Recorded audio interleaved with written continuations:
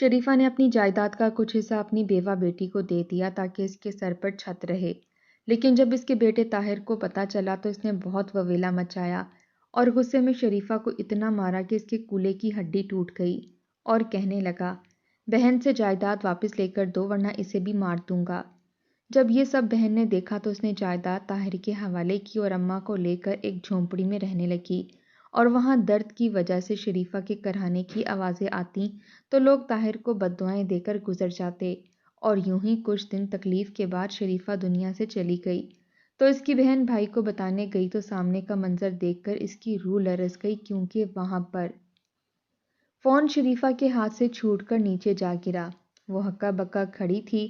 ताहिर ने चौंक कर माँ की जानिब देखा और ज़मीन पर पड़ा हुआ फ़ोन उठाकर कान से लगा लिया।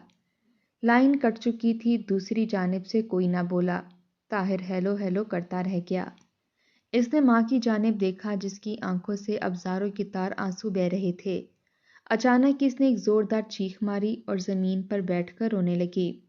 ताहिर नासमझी के आलम में माँ को देखता रहा। आखिरकार इसके चेहरे पर बेजारी भरा तासुर फैल गया। क्या बात है अम्मा, क्या था फ़ोन पर जो तू इतना सदमा लेकर बैठ गई है और रोने पीटने लग गई है? हुआ क्या है? बहन कहीं फिर से तो अस्पताल नहीं पहुंच गई? ताहिर के लहजे में बेजारी नुमाया थी। शरीफा ने सर उठाकर इसकी जानिब शाकी नज़रों से देखा, मगर कुछ ना बोली।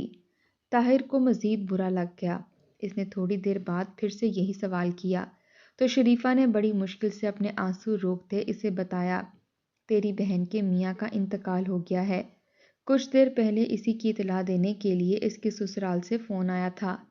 ताहिर यकदम चौंक गया। इतला वाकई बुरी थी। इसके चेहरे पर भी अफसोस फैल गया, हालांकि वो किसी भी तरह एक जिम्मेदार भाई नहीं था। शरीफा को मालूम था बेटी के शौहर का इंतकाल हुआ है, अब वहां जाना ही पड़ेगा। इसने उठकर अपनी चादर उठाई, मुंह पर पानी के 2 छिपाके मारे और बटुए में से टटोल टटोल कर 2000 रुपये निकाल लिए। इसके पास बस यही जमा पूंजी थी।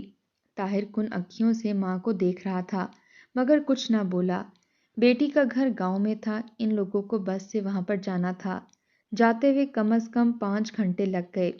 जिस वक्त शरीफा बेवा बेटी के ससुराल में पहुंची, वहां अजीब आहो बका का मंजर था। सहन में चारपाई रखी हुई थी और बस शरीफा का ही इंतजार हो रहा था कि वो एक बार आकर मुर्दा दामाद का चेहरा देख ले तो इसे दफना दिया जाए। शरीफा थके थके कदमों से जनाजे के करीब जा पहुंची। करीबी इसकी बेटी जनाजे से लगी रो रही थी। शरीफा का दिल दुख से भर गया। वो गिरने के से अंदाज में बेटी के पास बैठ गई और इसका सर अपने साथ लगा लिया। माँ का सहारा मिला तो बेटी और ज्यादा रोने लगी। शरीफा ने एक दुख भरी नजर पास खेलती हुई इसकी 3 छोटी छोटी बेटियों पर डाली, जिनके सर से इनके बाप का साया उठ गया था। मगर अल्लाह के आगे किसका जोर था। थोड़ी ही देर के बाद जनाजे को उठा लिया गया। घर में कहराम मच गया। शरीफा बड़ी मुश्किल से बेटी को संभालती रही। वो किसी तौर काबू में नहीं आ रही थी। यहाँ तक होता तो सब कुछ ठीक था, मगर जो ही अगला रोज आया शरीफा को बेटी के ससुराल वालों के तेवर बदले बदले से दिखाई देने लगे। वो जहाँ बैठती वहां से वो लोग उठ जाते। किसी से बात करना चाहती तो कोई जवाब ना देता। शरीफा को समझ नहीं आ रही थी कि आखिर ये सब लोग इस तरह क्यों कर रहे हैं। गम तो सबका बराबर का था। अगर इनका बेटा मरा था तो शरीफा का दामाद भी था, मगर आखिरकार ये सब क्या था। बिल्ली थैले में से बाहर आ ही गई। जब सोएम के बाद शरीफा ने वापसी का इरादा किया, वो अपनी चादर ओढ़ रही थी जब इसकी बेटी की सास कमरे में दाखिल हुई। जा रही हो बहन? अच्छा किया, अब यहाँ रखा ही क्या है, मगर जाते हुए अपनी नहुसत की पोटली को भी साथ लेते जाना। अच्छा भला जवान बेटा था मेरा जिसे खा गई, और बदले में दिया क्या? 3 बेटियां। कौन इन जिम्मेदारियों की गठरियों को पाले और बड़ा करे और फिर इनकी शादियां करे और लाखों का जहेज भी दे। हमारे अंदर तो इतनी सक्कत नहीं है। अपनी बेटी और इसकी बेटियों को यहाँ से ले जाओ। हमारे पास इन्हें पालने का कोई इंतजाम नहीं है। शरीफा हक्का बक्का रह गई। इसने एक नज़र देखा, सहमी हुई बेटी चारपाई पर बैठी थी। यकीनन सास ने पहले ही इसे ये सब कुछ कह दिया था। शरीफा ने कुछ कहना चाहा कि ये घर इसकी बेटी का भी है और इसमें इसका हिस्सा है, मगर इसकी समधन एक चालाक औरत थी और बदतमीज भी। इन सब ने मिलकर शरीफा और इसकी बेवा बेटी को शौहर के मरने के तीसरे ही दिन تینوں معصوم بیٹیوں سمیت گھر سے نکال دیا۔ شریفہ بیٹی کو لے کر بس میں آ کر بیٹھی تو اسے ایک اور مصیبت کا سامنا کرنا پڑا۔ طاہر ناک بھویں چڑھاتا ہوا مسلسل باتیں سنا رہا تھا۔ اس کا کہنا تھا کہ گھر میں پہلے ہی غربت ہے اور ذمہ داریوں کا بوجھ ہے، ایسے میں ایک بیوہ بہن اگر آ کر بیٹھ گئی تو گھر کے اخراجات چلانا اور بھی مشکل ہو جائے گا۔ شریفہ نے اسے خدا رسول کے واسطے دے کر خاموش تو کروا دیا، مگر وہ جانتی تھی کہ یہ خاموشی صرف گھر جانے تک محدود ہے۔ طاہر بچپن سے ہی بدتمیز تھا اور اب تو جب سے گھر کی بھاگ دوڑ اس کے ہاتھ میں آئی تھی وہ ویسے ہی کسی کو کچھ نہ سمجھتا تھا۔ اوپر سے انہیں گھر میں بیٹھی ہوئی بہو کا بھی خیال تھا اور ان کا خیال سچ ثابت ہوا۔ جیسے ہی انہوں نے بیٹی کے ساتھ گھر میں قدم رکھا، سامنے کھڑی بہو کی تیوری چڑھ گئی۔ لو، اماں نہ صرف خود آئی ہیں بلکہ ان مصیبتوں کو بھی ساتھ لے آئی ہیں۔ بھلا بتاؤ، اپنا کھانا پورا نہیں ہوتا کہ اب ان کے منہ میں بھی نوالے ڈالنے پڑیں گے؟ بھلا کوئی لینڈ لارڈ ہے طاہر جو ماں انہیں ساتھ لے آئی ہے؟ شریفہ کی بہو نے باتیں سنانی شروع کر دیں۔ شریفہ خاموشی سے بیٹی کو لے کر اپنے کمرے میں جا گھسی۔ اس نے بیٹی سے کہا کہ وہ طاہر اور اس کی بیوی کے منہ نہ لگے، مگر آخر ایک گھر میں رہتے ہوئے ایسا کس طرح ممکن تھا؟ طاہر کی بیوی نے اپنی نند کو نوکرانی سمجھ لیا۔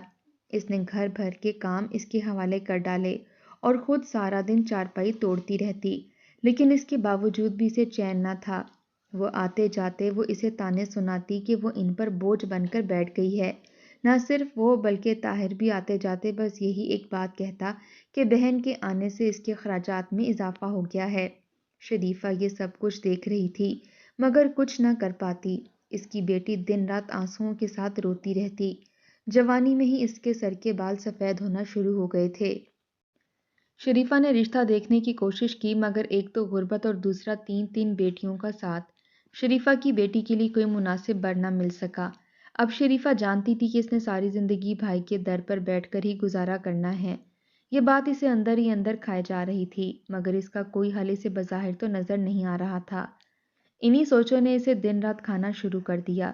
ایک روز جب ایک کپ ٹوٹنے پر شریفہ کی بہو نے اس کی بیٹی کو بے دریغ باتیں سنائیں، یہاں تک کہ پاس پڑا ہوا جوتا بھی اٹھا کر اس کی جانب اچھال دیا، تب شریفہ کا دل بری طرح سے دکھ گیا، اتنا کہ اسے اپنے سینے میں بائیں جانب درد سا محسوس ہونے لگا۔ وہ بے اختیار ہی اپنے سینے کو پکڑ کر نیچے کی جانب جھکتی چلی گئی۔ ماں کی حالت دیکھ کر بیٹی دوڑ کر اس کے قریب آئی مگر بہو نخوت سے سر جھٹکتی ہوئی کمرے میں چلی گئی۔ بیٹی شریفہ کو لے کر کسی نہ کسی طرح قریبی سرکاری ہسپتال میں پہنچی، جہاں پتہ چلا کہ شریفہ کو دل کا دورہ پڑا ہے۔ سرکاری خرچے پر شریفہ کا علاج کچھ دن تک تو چلتا رہا۔ طاہر ایک بار آیا اور پھر کام کاج کا بہانہ کر کے دوبارہ اس نے ہسپتال کی شکل بھی نہ دیکھی۔ شریفہ کی بیٹی ہی ماں کا خیال رکھتی اور تین چھوٹی بیٹیوں کے ساتھ ہسپتال میں ہی پڑی رہتی۔ کچھ دن بعد جب شریفہ تھوڑی بہتر ہوئی تو ہسپتال والوں نے چھٹی دے دی اور وہ اپنی بیٹی کے ہمراہ گھر آ گئی، مگر اس نے فیصلہ کر لیا تھا کہ اسے پتا تھا کہ جتنے دن وہ ہسپتال میں رہی ہے کسی نے نہ اس کی خبر لی نہ ہی اس کی بیٹی کی۔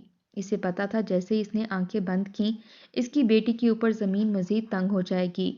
وہ مرنے سے پہلے اپنی اس بیوہ بیٹی کا کوئی نہ کوئی بندوبست کر دینا چاہتی تھی، مگر اس کے ہاتھ میں کچھ نہ تھا، اور اگر کچھ تھا تو وہ صرف ایک واحد مکان تھا جو اس کے شوہر نے مرنے سے پہلے اس کے نام کیا تھا، مگر وہ جانتی تھی کہ طاہر کسی بھی صورت میں یہ مکان اپنی بہن کے نام نہیں ہونے دے گا۔ اس نے جو کچھ کرنا تھا چوری چھپے ہی کرنا تھا۔ ایک صبح جیسے ہی طاہر گھر سے نکلا، شریفہ نے اپنی چادر اوڑھی اور اپنی چادر میں گھر کے کاغذات دبوچے گھر سے نکل گئی۔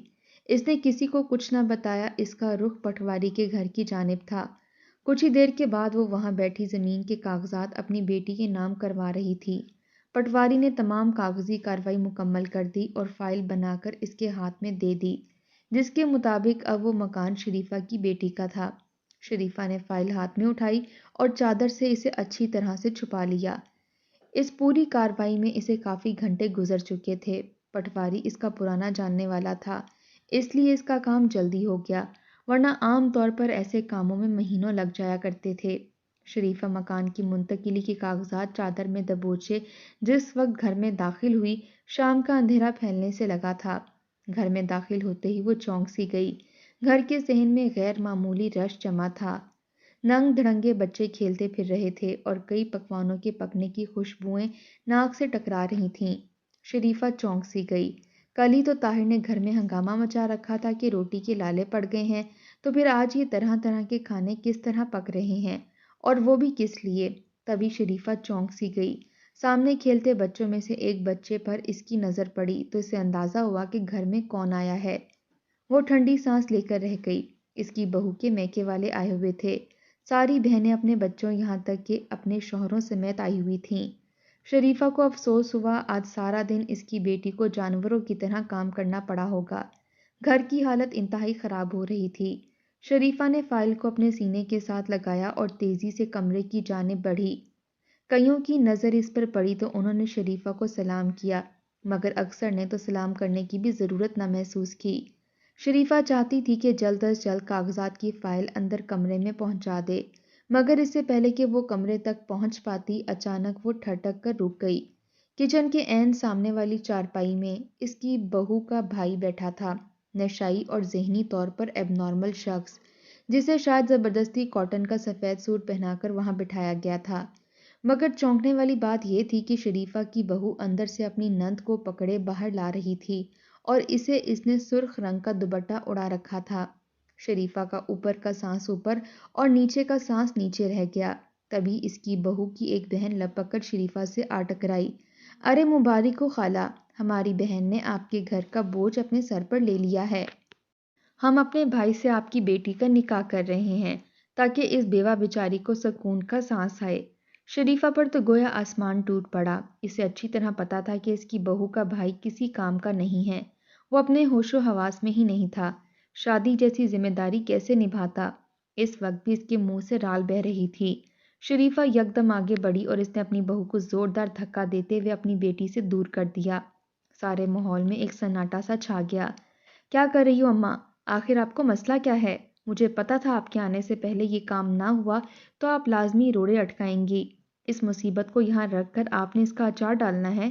اگر اس کی شادی ہو ہی رہی ہے تو شکر ادا کریں، کم از کم ایک چھت تو ملے گی نا اسے۔ طاہر ایک کونے سے غصے میں پھنکارتا ہوا باہر نکلا تھا۔ شریفہ کی آنکھوں میں خون اتر آیا۔ اس کا دل چاہا آگے بڑھ کر اپنے بیٹے کا منہ نوچ لے، جو اپنی بہن کو مصیبت اور بوجھ کہہ رہا تھا۔ اس کی بیٹی سسکیاں لے کر رو رہی تھی۔ شریفہ نے اس کے سر پر ہاتھ رکھا، یکدم مڑ کر مضبوط لہجے میں بولی، تم میں سے کسی کو اس کے چھت کی فکر کرنے کی ضرورت نہیں ہے۔ اس کی ماں زندہ ہے اور میں نے اس کا بندوبست کر دیا ہے۔ اس گھر سے اب اسے کوئی نہیں نکال سکتا، کیونکہ میں نے یہ گھر اپنی بیٹی کے نام کر دیا ہے۔ شریفہ کی بات سنتے ہی سب کو سانپ سونکھ گیا۔ سب سے زیادہ بری حالت تو طاہر کی تھی۔ وہ لرزتے ہوئے قدموں سے آگے بڑھا۔ کیا کہہ رہی ہیں آپ؟ طاہر نے ماں سے سوال کیا تو اس نے سینے سے لگائی ہوئی فائل یکدم طاہر کے سامنے پٹخ دی۔ جھوٹ نہیں کہہ رہی ہوں میں۔ آج ہی میں نے اس مکان کے کاغذات اپنی بیٹی کے نام کیے ہیں۔ اب یہ مکان تیری بہن کا ہے، جسے تو ہر وقت تانے دیتا تھا کہ وہ یہاں سے نکل جائے۔ اب تو اس کی منتیں کر کے وہ تجھے یہاں پر رکھے۔ شریفہ کے لہجے میں بے حد دکھ تھا۔ طاہر نے کانپتے ہاتھوں سے فائل اٹھائی اور اسے پڑھتے ساتھ ہی اس کے چہرے کا رنگ تبدیل ہوتا چلا گیا۔ سب آپس میں سرگوشیاں کرنے لگے تھے۔ شریفہ خوش تھی کہ اس نے اپنی بیٹی کو بچا لیا، مگر یہ اس کی خام خیالی تھی۔ اچانک ہی طاہر نے ہاتھ میں پکڑی ہوئی فائل زور سے زمین پر پٹخی اور زور سے دھاڑا۔ میں نہیں مانتا ان کاغذات کو، اور نہ ہی میں یہ مانتا ہوں کہ اس گھر میں بہن کا کوئی حصہ ہے۔ اگر آپ نے ابھی اور اسی وقت یہ مکان اس سے واپس نہ لیا تو میں آپ کو جان سے مار ڈالوں گا، اور ساتھ میں اسے بھی۔ طاہر کے منہ سے جو گالیاں نکلنا شروع ہوئیں تو رکنا محال ہو گیا۔ طاہر کی بیوی بڑھ چڑھ کر اس کا ساتھ دے رہی تھی اور ہاتھ نچا نچا کر دونوں ماں بیٹیوں کو باتیں سنا رہی تھی۔ اس نے طاہر کا غصہ اتنا بڑھایا کہ اچانک وہ آگے بڑھا اور لکڑی کے چولہے میں رکھی ہوئی ایک بڑی سی لکڑی اٹھا لایا۔ اس کا رخ اپنی ماں کی جانب تھا۔ اس سے پہلے کہ کوئی اسے روکتا یا شریفہ اپنا دفاع کرتی، اس نے بڑی سی لکڑی اٹھا کر شریفہ کی کمر میں دے ماری۔ شریفہ پہلے ہی بیماری کی ہاتھوں کمزور ہو چکی تھی۔ لکڑی کا لگنا تھا کہ ایک زوردار چٹاخ کی آواز آئی اور شریفہ کے کولے کی ہڈی ٹوٹ گئی۔ وہ وہیں زمین پر گرتی چلی گئی۔ اس کے منہ سے دردناک چیخیں نکل رہی تھیں، مگر ظاہر تھا کہ اس کا غصہ ابھی تک ختم نہ ہوا تھا۔ اب اس کا رخ اپنی بہن کی جانب تھا۔ وہی ڈنڈا ہاتھ میں اٹھائے وہ چیختا ہوا کہہ رہا تھا کہ ابھی اور اسی وقت اس مکان کو واپس اس کے نام پر کیا جائے، ورنہ وہ اپنی بہن کو بھی جان سے مار ڈالے گا اور اس کی تینوں بیٹیوں کو بھی۔ اس نے آگے بڑھ کر اپنی بہن کی ایک چھوٹی بیٹی کو دبوچ لیا۔ اب تو اس کی بہن کی جان پر بن آئی۔ اس نے جلدی سے کاغذات اٹھا کر طاہر کے حوالے کیے اور اسے کہا کہ جہاں دستخط کروانے ہیں کروا لے، وہ باخوشی مکان طاہر کے نام کرتی ہے۔ طاہر نے ڈنڈی پھینکی اور اسی وقت دوڑتا ہوا گھر سے باہر نکل گیا۔ تھوڑی دیر کے بعد وہ پٹواری کو لے کر گھر واپس گھس رہا تھا۔ شریفہ کو اس کی بیٹی نے گھسیٹ کر ساتھ چارپائی پر ڈالا تھا، مگر ہر حرکت کے ساتھ شریفہ کی حلق سے ایک دردناک چیخ نکلتی تھی۔ اس کے کولے کی ہڈی بری طرح سے تڑک گئی تھی اور وہ ہلنے جلنے سے بھی معذور ہو گئی تھی۔ مگر طاہر نے ان دونوں ماں بیٹیوں کی جان اس وقت چھوڑی جب اس نے ایک سادہ کاغذ پر اپنی بہن کا انگوٹھا لگوا لیا اور پٹواری سے کہہ دیا کہ جلدی وہ ایسے کاغذات بنوا لے جس کی مدد سے ماں کی تمام تر جائیداد صرف طاہر کے حق میں جائے گی اور پوری زندگی اس کی بہن یا اس کے بچوں کا جائیداد پر کوئی حصہ نہیں ہوگا۔ طاہر چیختا چلاتا گھر سے نکل گیا تو اس کی بیوی آ دھمکی۔ وہ تب تک چلاتی رہی جب تک اس نے شریفہ اور اس کی بیٹی کو مجبور نہیں کر دیا کہ وہ اپنا سامان باندھ کر گھر سے کہیں دور نکل جائیں۔ شریفہ کی بیٹی نے اپنے کچھ کپڑے اور ماں کا کچھ سامان ایک گٹھری میں باندھا اور ساتھ والے گھر سے رکشے والے کو بلا لائی۔ اس نے درد سے تڑپتی ہوئی ماں کو رکشے میں ڈالا اور قریبی سرکاری ہسپتال میں لے گئی۔ ہسپتال والوں نے ٹوٹے ہوئے جوڑ کا معائنہ کیا جو کہ بہت بری حالت میں تھا۔ ہسپتال میں پہلے ہی مریضوں کی لائن لگی ہوئی تھی، اس لیے ڈاکٹرز نے آپریشن کے لیے ایک مخصوص تاریخ دے دی، مگر شریفہ اور اس کی بیٹی کے اوسان خطا ہو گئے کیونکہ دی جانے والی تاریخ آنے میں ابھی پورا 1.5 مہینہ باقی تھا۔ اس 1.5 مہینے کے دوران شریفہ زندہ بچتی یا نہیں، اس کا فیصلہ کرنا مشکل تھا۔ شریفہ کی بیٹی کھینچ کھینچ کر ماں کو ہسپتال سے واپس لے آئی۔ اب اس کے پاس نہ تو رہنے کا ٹھکانہ تھا، نہ ہی کوئی اور جگہ۔ رکشے والے کو ان پر تھوڑا رحم آیا تو اس نے انہیں بستی سے تھوڑا باہر ایک کھلے میدان میں اتار دیا جہاں خانہ بدوشوں کی جھونپڑیاں لگی ہوئی تھیں۔ خانہ بدوش تو وہاں سے جا چکے تھے مگر ان کی جھونپڑیاں ابھی تک باقی تھیں۔ رکشے والا چلا گیا تو شریفہ نے اپنی بیٹی سے کہا کہ وہ ان میں سے ایک جھونپڑی میں اپنا سامان رکھ لے تاکہ کم از کم ان کے سر پر ایک چھت ہو۔ کھانے پینے کا بندوبست بھی کہیں نہ کہیں سے اللہ کر ہی دے گا۔ اس کی بیٹی نے ایسا ہی کیا اور بڑی مشکل سے کھینچتی ہوئی ماں کو اندر لے جا کر فرش پر ڈال دیا۔ شریفہ کی ٹوٹی ہوئی ہڈی اسے بہت تکلیف دے رہی تھی۔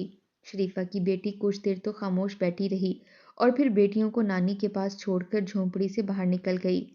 وہ کچھ جانے والوں کے گھروں سے کچھ پیسے اور کھانے پینے کی کچھ چیزیں لے کر جب واپس لوٹی تو آدھی رات کا وقت ہو رہا تھا۔